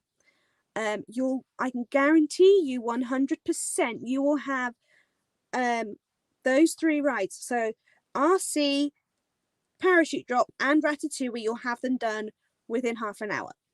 If you go there first, you will have those done within half an hour. If you make RC your first one, I would say make RC your first one, then hot foot over to Ratatouille, and then come back to Parachute Drop. But in general, Ratatouille won't be all that busy by that point anyway. So if you did want to wait until after you've done the 2 Toy Story Playland ones before going over to Ratatouille, yeah. So you've done that. You've had a look around the Ratatouille Paris area. So what now? now I would say come out of Toy Story, take an immediate right out of Toy Story Playland, go along past where the tram tour used to be, which is being turned into a Cars Route 66 ride, which is looking really good. I haven't covered that. It's looking really good. But yeah, go over to the Tower of Terror, check the queue, check the status, whether they're still letting in batches, which they usually are in Early Morning Magic. They let Tower of Terror in batches. At this point, again, the queue, the wait time is usually not much. Especially if you're going when it's not a school holiday. Even throughout the day, the maximum queue line for Tower of Terror usually only gets to about 15 to 20 minutes anyway. So yeah, make that your next stop in the studios. Of course, you've got the gift shop when you come out of there. Make that your toilet stop, especially if you want to fill up your hand sanitizer bottles, as I did. Start a trend, why not? Yeah, so make that your next ride. And once you've come out of there, you just mill around in that area for a little while. The rest of it's not going to get busy because they're all over at Crush Coaster. So now you've got the rest of the day to do whatever you want in that park. So I would suggest to have a look around the shops. By the time 9:30 comes, they're letting non-hotel guests, letting normal guests into the park. But the park doesn't officially open till 10. But no one's going to check. Once you're in the park, no one checks. So this is the point where the queue lines are going to start picking up if it's a peak day. Or a weekend. This is when the queue line is going to pick up. So you want to have gotten Ratatouille and RC and Tower of Terror, preferably if it's a peak day. You want to have gotten them done in that first hour. But remember, Tower of Terror has fast pass, so you can give that a skip. Now they open the fast passes at 9:30, so head to Tower of Terror at 9:30 to get your if you haven't been on it, head over there, get your fast pass. Right, so now what do you do with your day? Right, normally we're going to go as in non-pandemic time. You've got your shows, so find out what show times you got. I would say head over to Art of Animation, get in line for the Frozen show if you're not opposed to standing and pushing. Get in line for the Frozen show, make that your first show of the day, watch that one. So make that your next stop. Frozen show, after which, why not go into the Animation Academy, learn how to draw a character, have a look at the Zoetrope. At 10 o'clock, they'll open the booking system for the Olaf meet and greet. And it's a bit like a virtual Stampede. So where you've seen the Stampede for Crush Coaster, I can 100% guarantee you there are parents on their phones. And as soon as they see that booking system open for Olaf, it's done. It's a virtual Stampede. So if you're not bothered about characters, don't worry. Don't book him. Just look at him from a distance. He'll often wave at you. It's fine. So at this point, you've done that. You've done the Frozen show. I would say go and check out the information board. See what time the English showings and the French showings are for Stitch Live, and when the new Disney Junior show opens, the new Disney Junior show. Now, Stitch Live, like I've said, I've had an issue with them before when their cast members didn't even realise that the information board existed. Go over to them and ask what time the shows are, because the information board is often wrong. So go over to them, find out what time the next English showing is on, and so you do that, do Stitch Live, and also Mickey and the Magician. Get to Mickey and the Magician half an hour before the show, at least half an hour before the show. Although in saying that, it's you know, I'm just saying, if you have like a schedule and you want to be in a certain show, get there half an hour before. If you're not first, wait for the next one, you know. But Mickey and the Magician, if you don't see that show and it's on, you're an idiot. Just saying, because that show's amazing. So fit that in. Make sure you do each show that's in the studios. I would say do the Stunt Show. It's not there anymore. And from then, after you've done Mickey and the Magician, I'd say go and grab some food. Go to Restaurant on Coulisse, which is your quick service location, or Remy. Go to Ratatouille. By the time you've finished in one of those shows, if you've got a fast pass for Tower of Terror, it will have come up. So go back over there, do that before you have any food. Goodness knows we don't want to be going on Tower of Terror after food. Like I said, you're going to get multiple scenarios for that one. So if you're scared of creepy little ghost girls, don't go on it, because she's like the main one. And expect 7 drops. Just saying, expect 7, because there are 7. So you do that. Go out the front, go through Studio 1 again, have a look through Studio 1, eat in Restaurant on Coulisse, or J. Remy. Go and do some shopping, refresh yourself. You can go and meet Goofy out the front. Now, I have never actually waited in line to meet the characters at... We do need to warn Carly about the little girl in Tower of Terror. Yeah, you're right. She is very creepy. I told you, don't go in there. And she does the whole, now look what you've done. Now you have to come with me. And she's freaky. She's really freaky.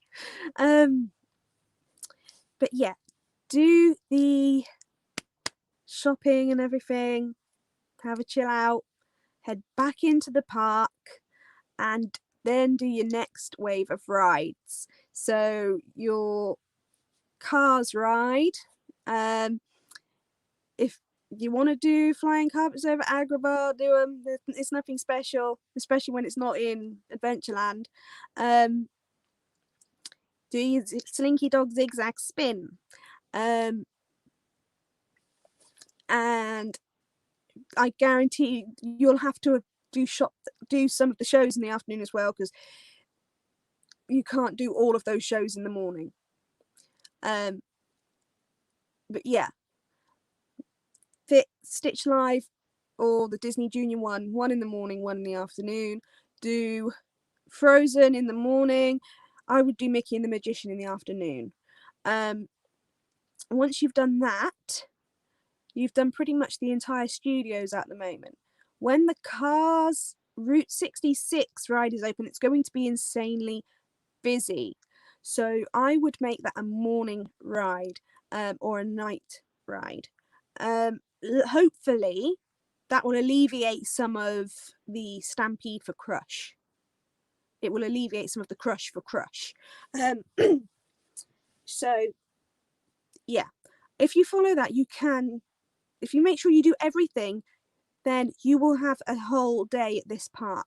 Make sure you do Crush Coaster last. So like I said, 5-10 minutes before the queue lines are due to close, get in the queue for Crush. Because the queue will the queue line will have gone down considerably at that point, actually. So where it's Crush Coaster, it goes up to anything up to like 100. I've seen it at 3 hours long.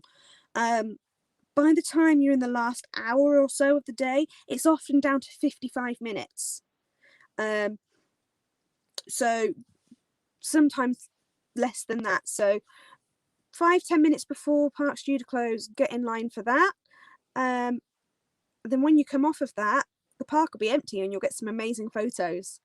So that is how you make that park a full day park, is to do absolutely everything. Get there. To do it though, you have to get there early in the morning. So get there for early. If you're staying on site, early morning magic. If you're not staying on site, get there, wait outside. Just do it, because I always feel so sorry for the people that are staying off site and they're not pass holders, and they want to get there to be the first on Crush and get onto Crush before it's got a queue. But by the time they open the gates at 9:30 for the non-hotel guests, Crush's queue line is already at plus 80 minutes or so. It's already well over an hour. So yeah, just pace yourself. And so many, like I said, so many people will rush through that park and say it's half a park and you only spend half a day there. But if you do everything that park has to offer, you'll be there all day. Like, especially when Avengers Campus opens, with a bit of luck, actually, when Avengers Campus opens, because that brings another roller coaster into the park, hopefully that will alleviate what's going on over at Crush. Although Crush was like this even when Rock and Roller Coaster was open. But because Spider-Man, the ride, will be there too, it'll be so much, like, it's going to alleviate the pressure from that side of the park. So I can't say what I would do when that opens. I'm going to take it they're going to have fast passes and stuff once the pandemic's over, and single rider lines. I would say that them all the way. But again, this is all going to help towards making this a whole day park. So don't be one of those people that goes to the studios and says, there's nothing here. There's loads. You just have to pace yourself. It's a fantastic, it's a small park, but I'm telling you now, as small as this park is, it's got more rides and attractions than Orlando's Hollywood Studios. True fact. It's got more rides and attractions than Hollywood Studios. So just remember that. Remember, it's got more there. So although we are still waiting on Avengers Campus, is now 2022. Frozen Land, we're now looking at 2024, 2025. And as far as we're aware, we are no longer getting the Galaxy's Edge. I don't know how true the Galaxy's Edge is, but I've heard that we're no longer getting a Galaxy's Edge. Once all that opens, this is easily going to be a 2, maybe 3 day park, because especially with Avengers Campus being there, people are going to, you know, but so many people right now say it's 0.5 of a park, but it isn't. It is a whole day park. Do it properly and appreciate everything that's there.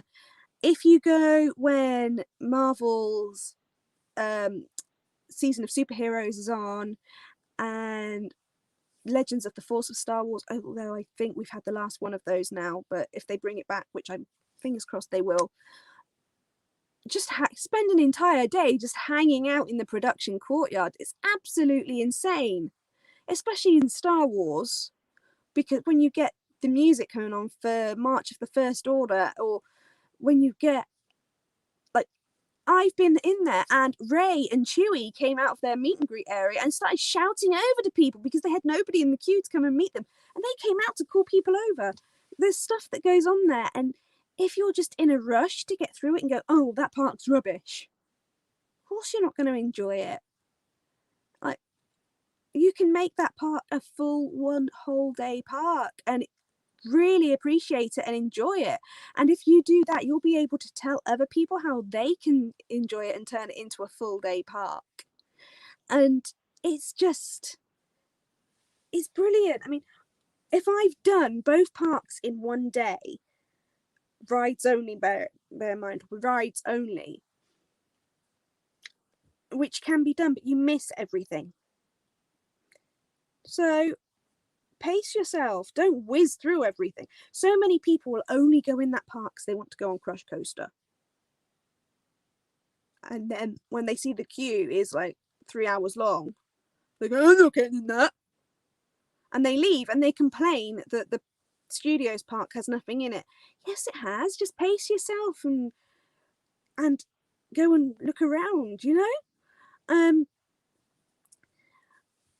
Like, as far as the Studios theming is concerned, Studios 1 is about it. I mean, we've got the Eiffel Tower. You'll see Studios and backlot theming throughout. They'll say stuff like, I can't, Kay. He hasn't actually spoke to me for over a year now. I don't know why. I could convince him if I dragged him there and forced him to see that it was a fun park. It is a fun park, and you can enjoy it to its fullest if you just pace yourself. That's the simple fact of that. That's the simple key to it.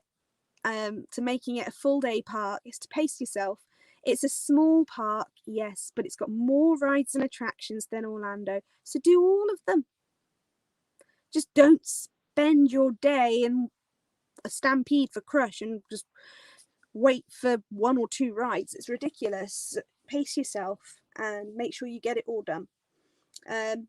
Now, when Frozen Land is built, we are going to have a nighttime show in the studios. So this means that when we have Frozen Land open, it means that because it's going to be a nighttime spectacular, it's going to be like the main park, where June, it means the park's going to be open till 11:30 at night, because they've got to wait for it to get dark before they can do a nighttime show.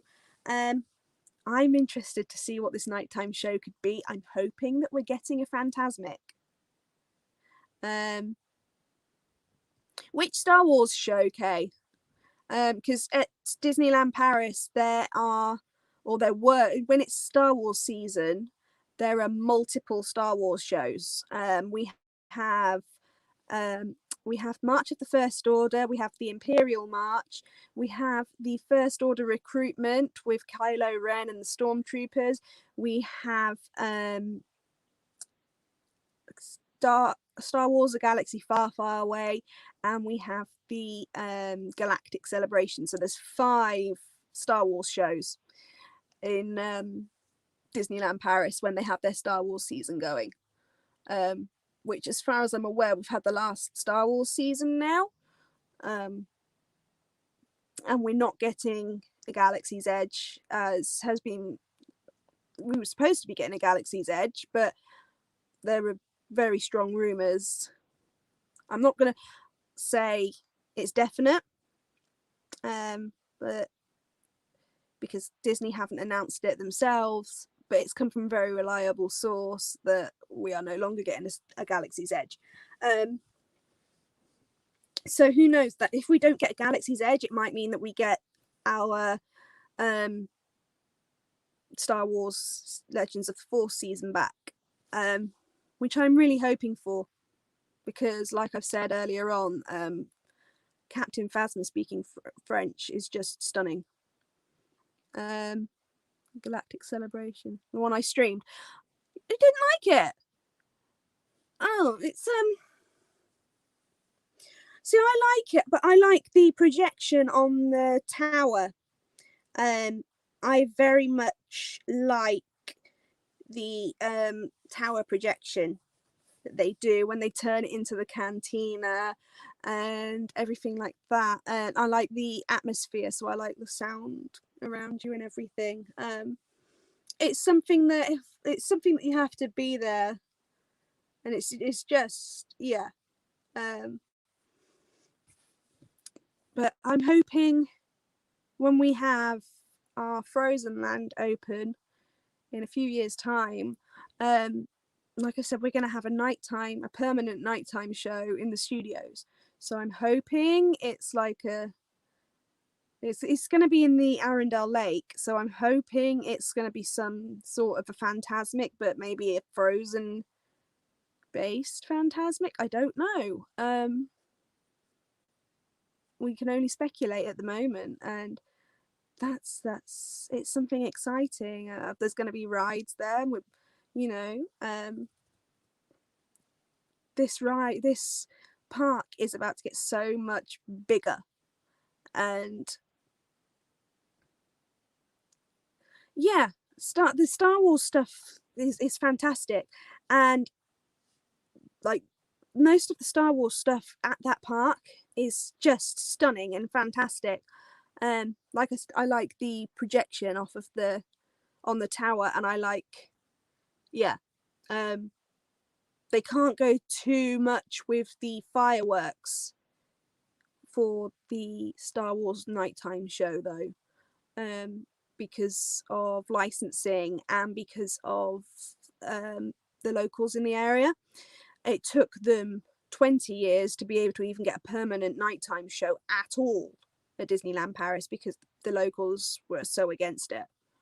Like when I worked there, Fantalusion was it, and that was only a seasonal thing, and Fantalusion was the nighttime parade, and it was just amazing.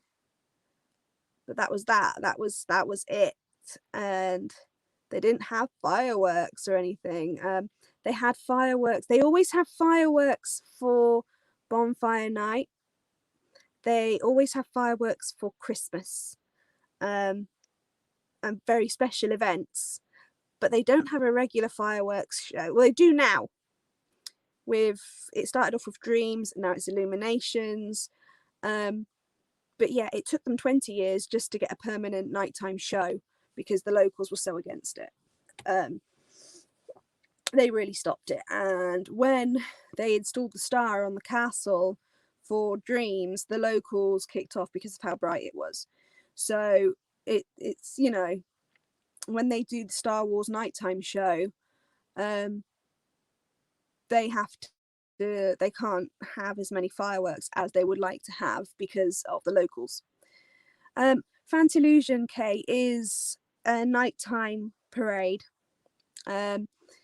It started off in Tokyo, and then it became Disneyland Paris's resident nighttime parade.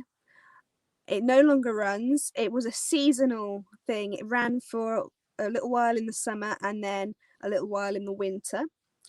It was a very good parade. Very good. It had several show stops. The Princess show stop on the Aladdin float. Aladdin's flying carpet really would fly it with Aladdin and Jasmine on it. It was a beautiful parade, and I am very sad that it's no longer with us. However, for the 30th anniversary, I was going to say the 22nd for some reason, because it's in 2022. We are getting a new parade for the 30th anniversary, and this includes a nighttime parade. I'm so happy. But again, any nighttime shows that go on at Disneyland Paris, Pirates and Princesses. Okay. Oh, that's what. Yeah, we all love that one. when COVID struck, okay, this is a true story. When COVID struck and we were over at that park, we knew there was going to be, because there wasn't no, they'd shut the Princess Pavilion and they'd stopped all face character meet and greets. And so we knew for a fact they were going to be using one of the Princess versus Pirates floats. And we honestly thought it was going to be Princess and Pirates returning, but they didn't. They just used classical fairy tale music. But we honestly thought we might get one last huzzah from Pirates and Princesses, and it didn't happen. But hey ho, and that Princess versus Pirates show was just, and the atmosphere for that one, they had everyone come into the central hub. So there's 4 stages, and in the main part there's 4 stages, and they had everyone surrounding those stages.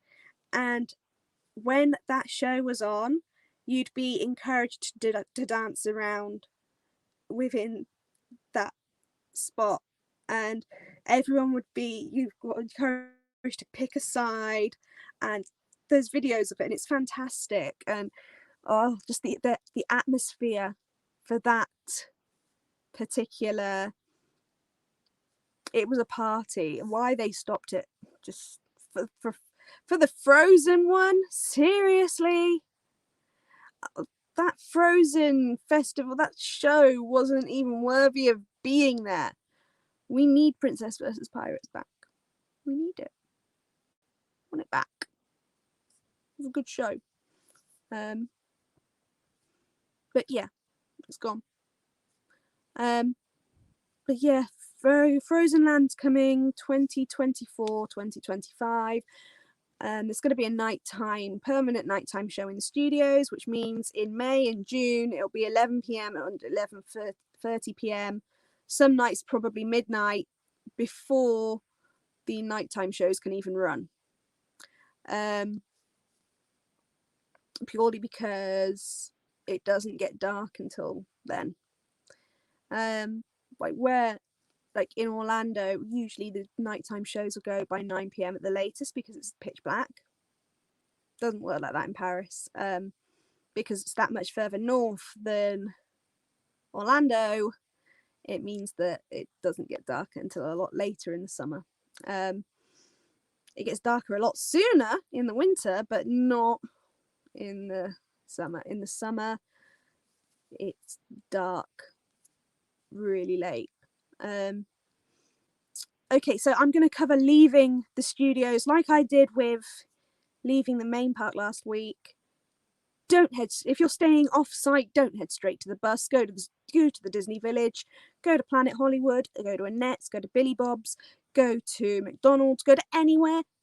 Go to Walt Disney, go anywhere. Just don't go straight to the bus, because it's ridiculous.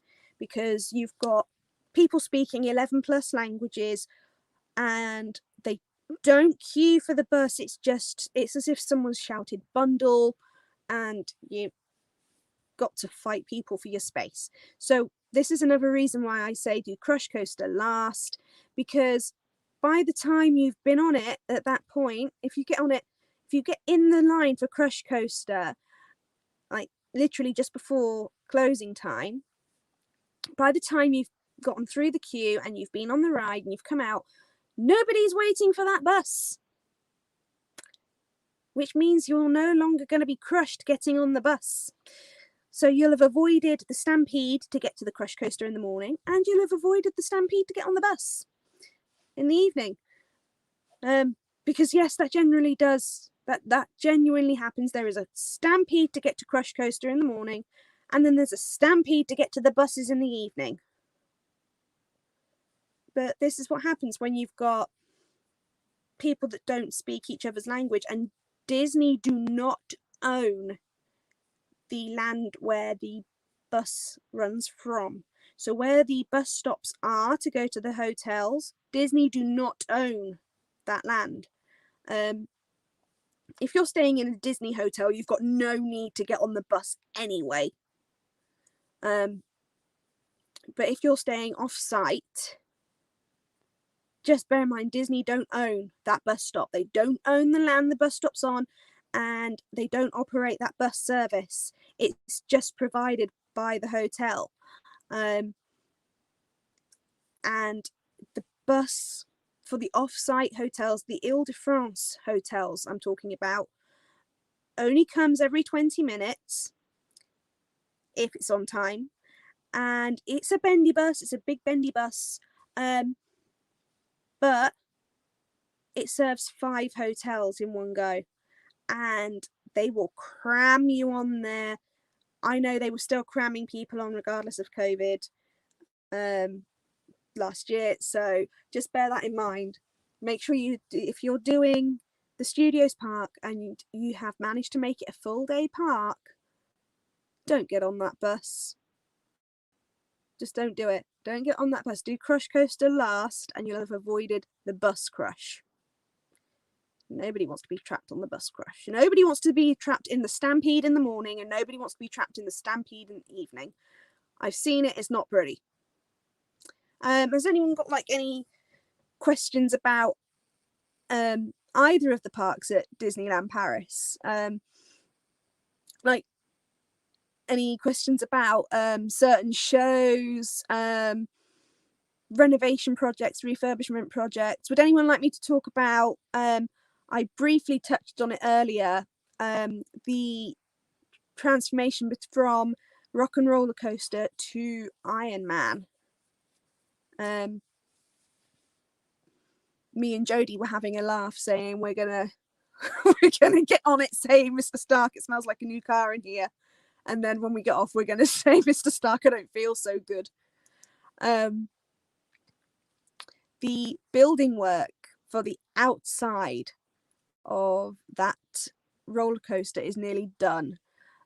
Literally all the stuff that's going on there, the external stuff that's going on both Iron Man and Spider-Man is now theming work. Construction itself is done. Like I said, we were supposed to have Avengers Campers this year. We are now having it as of 2022. So if anyone's got any questions, like, just let me know, because I've covered how to, like, everything in that park, and I've covered how to make it a full day. So I'm gonna wrap up the stream unless anyone's got something like that they really like to know. Like, what characters can you expect to meet at the studios? I did whiz through some of the characters. When it's not COVID time, you have got Goofy, Daisy, Pluto, Mary Poppins and Bert, which are usually in the front lot. Then you've got Abu and Aladdin over by the flying carpets over Agrabah. Buzz, Minnie, Mickey, Pluto, Toon Studio. Olaf in Art of Animation, and over at Production Courtyard, you've got, in the Star Wars season, you've got Rey and Chewbacca. At Marvel season, Captain America. Although when Avengers Campus opens, I should imagine that Captain America, Spider-Man, I should imagine Spider-Man will have finally have a meet and greet that doesn't have to, because obviously it's closed off. His and Captain Marvel's meet and greet was opposite Rock and Roller Coaster, so that's all closed off at the moment. I should imagine Gamora and Star-Lord's meet and greet should be over there as well, because they were supposed to have a meet and greet in 2020, and we all know what happened there. But yeah, if no one's got any questions, I'm going to close up the stream here, because I've been going well over 2 years. 2 years? I've been going over 2 years. Oh my word, Ozzy, you're now 6. you're 6. Whoa, whoa. Come here. So Jodie, if you're still watching, the Captain Marvel meet and greet didn't seem that good. No, I didn't think it was either, actually. In Paris, I didn't think the Captain Marvel meet and greet was all that good. Because or Captain America, and this is why. Sometimes you'd go and their accents were perfect. Other times you'd go and they'd be speaking with, even Captain America sometimes would have a really thick French accent. No matter how many times they tried to disguise their accents, sometimes they couldn't. Normally with Disneyland Paris, a face character in particular would be played by a British person. But sometimes they're not. Sometimes you end up with an extremely French Captain America and Captain Marvel. Like if you look at my video that has the Stark Expo on it, Captain Marvel's accent is very deep French. She was the stand-in. So the normal Captain Marvel was obviously on a day off. She'd called in her French twin. Yeah, Ozzy's here. Jodie, if you're still watching, here's your bit from Honey, I Shrunk the Audience again.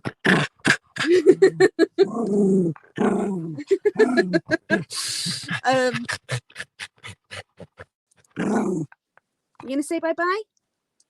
It's like, you've got, look at this, look. Twig! Okay. Right, so I've got to get going now. If anyone's got any questions, quickly pop them in now. Otherwise, I'm going to close up the stream because this thing needs to go out for a wee doo-doo. Want to go one last? Would you like to go on? No? Would you like to find a bunny rat? Would you like to find a bunny rat? There's one living underneath the caravan. It dug a hole in the ground under there. We heard it thump last night. Right. Okay, I'm going. Oh my God, Ozzy! Guys, he's got more twigs. This is what happens when you get a long-haired dog that doesn't let you brush his fur. You find twigs. Right, so I'm just babbling now, so I'm going to get going. Should we go out? Should we go out? Would you like to go out? It's actually gone past when he likes to be in bed, so yeah, he's gone to the door. Right, so I really have to close up the stream here.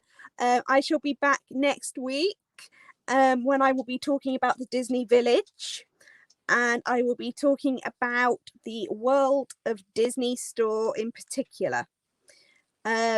Why? Because it has ties to New York. If anyone can tell me what those ties are without looking it up on the internet, major kudos to you. So anyway, I'm gonna get going now and I shall see you guys next week. Thank you so much for tuning in. I'm so grateful for you all being here, and I will see you next week. Bye.